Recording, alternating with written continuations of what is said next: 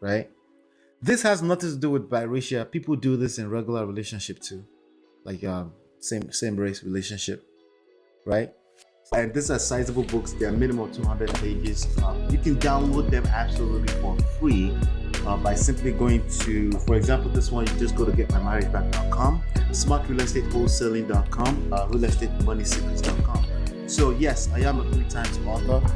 And those books are out there for your consumption, and they are also available everywhere on Amazon, anywhere that you pick up books. So in case you prefer a physical book like that, okay, be careful out there. Okay, so even myself, anything I say, make sure you process it before you turn it to any kind of gospel truth. Like I said, there's no such thing. Only time will tell, right? Hello, I'm a friend of KORRA OBIDI. She has been silent because of our kids, but the narrative that her husband has been putting out is cruel and very unique. That sounds like somebody that's taking sides. You're not really in that relationship. You don't really know, right? So I'm calling him out because as a man, he's not showing leadership. He's not, okay? And I know he's crying for that, right? So he's not showing traits of leadership at all, right? That's all. I'm not calling him cruel and I'm not calling him a cruel. And here goes the buzzword, true, right? That's the trigger word right there, true, right? Please, by the way, if you're watching, make sure you give it a thumbs up before you leave. If you're going to leave at all, make sure you give it a thumbs up. Thank you. All right. He's not who he claims to be. I witnessed everything that happened hours before he went live on Facebook. Justin is doing all of this for fame. Well, he's been filming himself on the internet, carrying the babies and all this kind of stuff. And to me, I can see through the bullshit, right? He's swimming against the trend. For most people, not all, it's pretty natural for the woman to nurture and take care of the baby and be carrying them. So if you're trying to show us all those videos on the internet because you want to present in the court, all of us as human beings, we are spirits. We have incredible radar for bullshit. The judges that you're going to present that to, they will be able to see through that. And God help you that she happens to be a feminazi.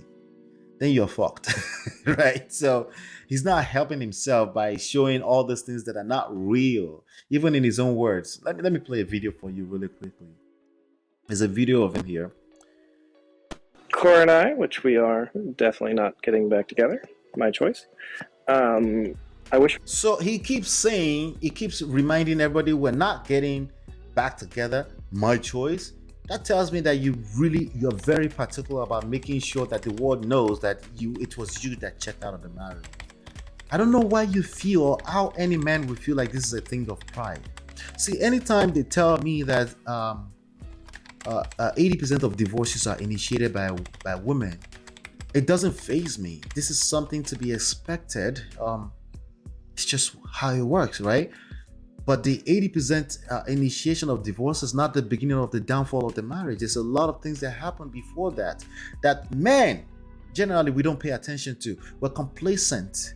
We're oblivious to a lot of the times that women they're already checking out emotionally. I know that from experience. Maybe I'm projecting, whatever, right? But I've seen enough case studies that this is consistent. Are there exceptions? Yes. I'm talking about the rule. Right? Well, we just put our feet up and we relax. We become oblivious to a lot of the emotional dynamics of the relationship. Because where's she going? She's at the wall anyway. She's not going to find another husband. And then you receive the rude awakening all the time that they're able to secure another man. Sometimes younger. Shout out to Will Smith and August Asina. Right? Sometimes. Right? You can read Will Smith's story. The reason why I like Will Smith is because he's been extremely transparent, but too transparent, too fucking transparent. It's not necessary, and that's the demon that they have to deal with right now. People are calling Jezebel is bullshit. It's bullshit, religious bullshit. They're just like any other family. This time they were too transparent.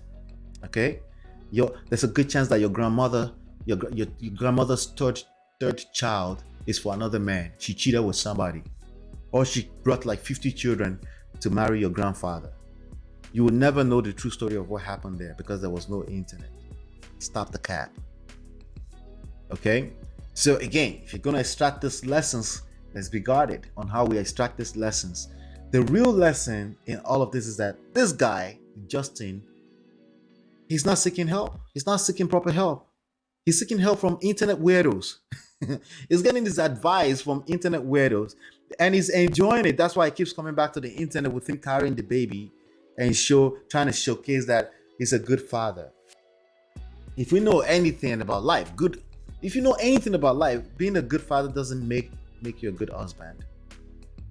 Actually, let me say it better. Being a good father on the internet doesn't make you an actual good father, right? So who is he fooling exactly? Again, this doesn't help him. It's going to get worse for him if he's not careful, right? So For the best. I don't want anything bad to happen to her. So he keeps pointing out that, she was the devil of the situation. But watch this right here. First time in a long time, I feel like myself. A little bit like myself. So, I have my 1 month old with him. I'm a little bit, frazzled, but it's okay. Yes, Justin is good. Justin is a good daddy. So she said, what I wanted to extract out of that is that she said Justin is a good daddy. How come we're not hearing Justin saying KORRA is a good mommy?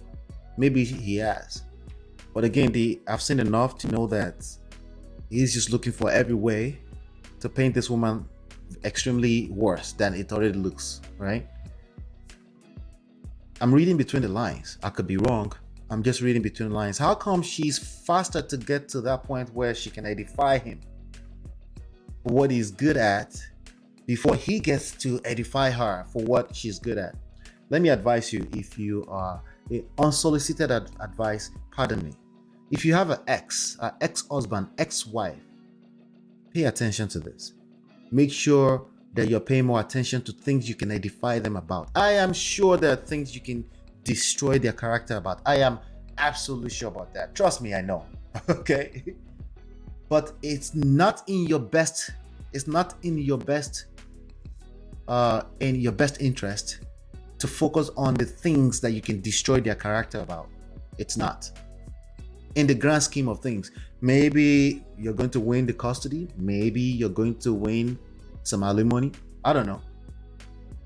But in the long run, you're going to suffer. It's going to come back and bite you so bad.